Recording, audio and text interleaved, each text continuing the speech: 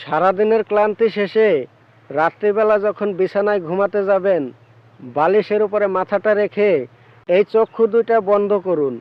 তারপর অন্তর চক্ষু দুইটা খুলুন।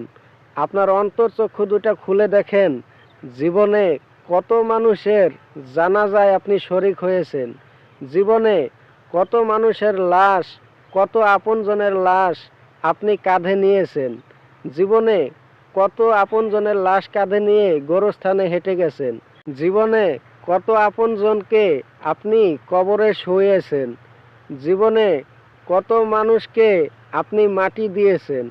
তাই একটাবার অন্তরচক্ষু খুলে এই চর্মচক্ষুটাকে বন্ধ করে বালিশে মাথা রেখে আপনি চিন্তা করুন, আপনিও তো একদিন লাশ হবেন, আপনারও তো একদিন মরণ আসবে।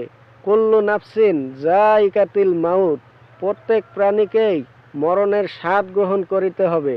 আপনার লাশও একদিন আপনার আপনজনেরা, আপনার স্বজনেরা কাঁধে নেবে। আপনার লাশকেও তারা গোরস্থানের দিকে হেঁটে হেঁটে নিয়ে যাবে।